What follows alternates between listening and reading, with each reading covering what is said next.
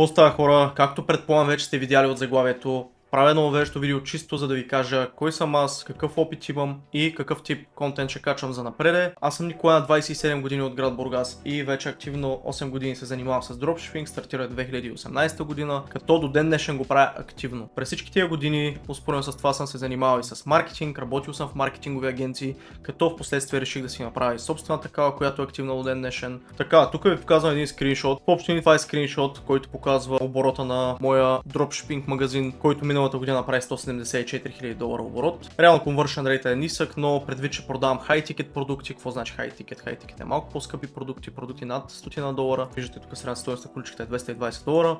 Предвид тази по-висока средна стойност на количката, този conversion rate е напълно оправдан. Реално профит маржа на този магазин беше около 34-35% на целият този оборот, което е може би малко над средното за дропшипинг сферата. Този скриншот го показвам просто за да ви покажа, че наистина говоря от опит, не просто защото съм изгледал 5 YouTube видеа и се мисля за компетентен по темата. Не, всичко, което казвам е от опит. Контента, който смятам да качвам за напред в този YouTube канал, няма да е насочен изцяло към начинаещите, а може би към хората, които имат някаква основа вече, но въпреки това сега ще ви направя едно разбиване, все пак да знаете какво е дропшипинг и защо дропшипинга е по-добър от традиционната търговия. Дропшипинга съответно се различава от традиционната търговия заради няколко неща. И плюсовете му са, че имаш много по-малък риск. Защо имаш много по-малък риск? Защото нямаш нужда от склад, нямаш нужда от това следиш на личности, за всичко това се грижи и доставчика ти, който използваш, или агентите ти, който използваш. Това ти позволява съответно да валидираш продукти или концепция много бързо и когато един продукт не сработи, много по-лесно да преминеш към следващия. Тук съм записал, можеш да тестваш продукти и идеи буквално за дни, не ти трябват месеци и успоредно с това можеш да смениш продукта и офертата бързо и без някакви допълнителни разходи. Като при традиционната търговия, когато ти си заключил едни пари в стока, купил си тази стока, тя е дошла, държиш на склад, ти няма как просто да смениш продукта от днеска за утре, предвид, че тази стока ще продължи да седи. Тоест ти трябва да намериш начин как да я продадеш, за да си освободиш един бюджет и след това да го насочиш към следващия продукт. При дропшипинга това го няма като проблем и буквално днеска за утре можеш да смениш офертата и да тестваш изцяло нова концепция. Третото нещо, което също не е малко, не се занимаваш с логистика, абсолютно всичко тя е аутсорснато към агента или доставчика и когато влезе поръчка в твой онлайн магазин, ти предаваш информацията за клиента, който е направил тази поръчка на твой доставчик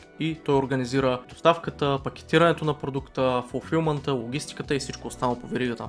Тоест на тебе ти остава време да се концентрираш само върху важните неща за твоя бизнес, именно маркетинга и твоя уебсайт. За да имаш успешен дропшипинг магазин, то ти имаш няколко компонента. Ето и компонентите. Създаване на онлайн магазин е първото нещо, като аз използвам винаги Shopify.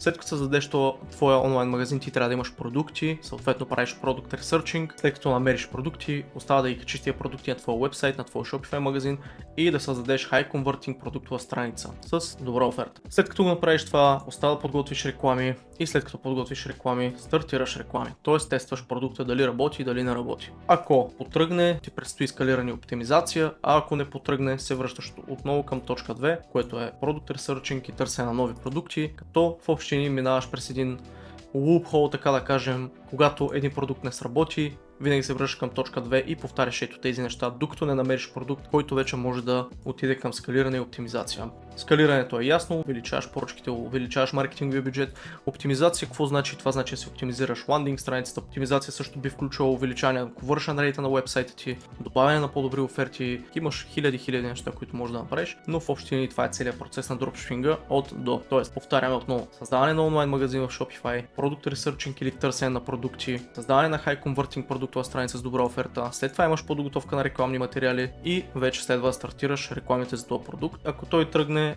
скалираш и оптимизираш. Ако не тръгне, отиваш пак на стъпка 2, 3, 4 и 5. Да кажем, че си стартирал някаква реклама, какво да очакваш след това и как точно работят нещата. При поръчка ти получаваш поръчка, да кажем, за хипотетична стойност $50. След като получиш тази поръчка, ти получаваш парите от поръчката в рамките на 2 до 5 дни, зависимост от кой payment provider използваш. В случая използвам Shopify Payments и буквално за 2-3 дни си получавам всички пари от всички поръчки, като при PayPal ги получаваш на момента, което е плюс също така, но PayPal има една идея по-висока такса, защото PayPal чаржват 5,5%, ако не се лъжа, на поръчка, докато Shopify Payments и Stripe ти са ти, мисля, че на 4,5-4,3, зависи кой план на Shopify използваш. След като получиш тази поръчка и получиш парите по нея, обработваш и плащаш поръчката. В случая дал съм за пример тук как си получил $50 от тази поръчка. които след таксите на Payment провайдерите стават 47,55, понеже имаш $2.50 грубо, такси от Shopify Payments и Stripe. В зависимост кое ползваш от двете, може да ползваш нещо друго, но навсякъде има такси.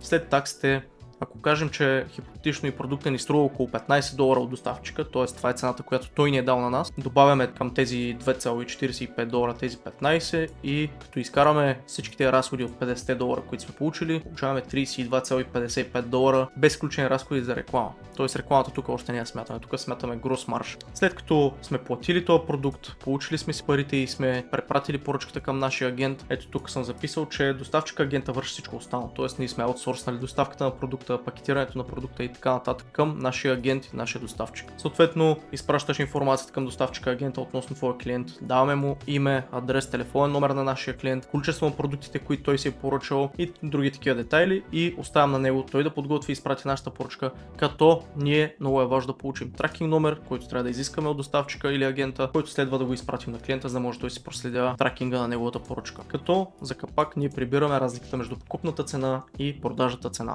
Тоест сме един посредник между купувач и продавач. И тук стигаме до така интересния въпрос, който не спира да се повтаря от 2019 година, сигурно от 2020 година. Умрял ли е дропшипинга? Реално дропшипинга няма как да умре, защото това не е нещо като NFT, като крипто или така нататък. Не. Това е начин на фулфилване на поръчки. То няма как да умре и това го има от край време. Винаги е имал посредник между две страни. Тоест, когато един клиент иска една услуга, друг човек предлага тази услуга или бизнес или каквото и да е, по средата има един човек, който свързва тези две страни. Това е дропшипинга накратко. Така че това няма как да умре. Просто от година на година той се изменя и се променя, но ако се адаптираш към тия промени, винаги ще можеш да бъдеш успешен в това нещо. От вас очаквам коментари, въпроси, проблеми, които сте имали по пътя. Пишете всичко отдолу или ми пишете на лично в социалните мрежи, за да може да знам за напред какъв тип контент ще очаквате и да знам как точно ще ви бъде най-полезен.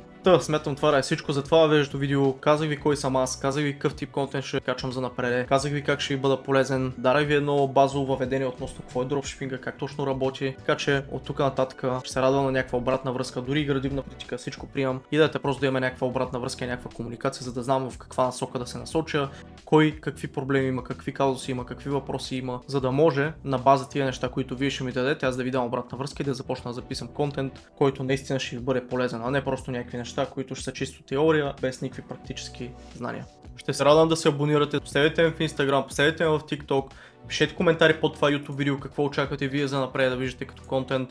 Пишете ми в Instagram, ако имате някакви въпроси. В TikTok, ако ми пишете, може би шанса да го видя малко по-малко, отколкото в Instagram, но в TikTok пък качваме една идея повече short form контент, който би бил полезен на всеки, който има интерес от дропшипинга.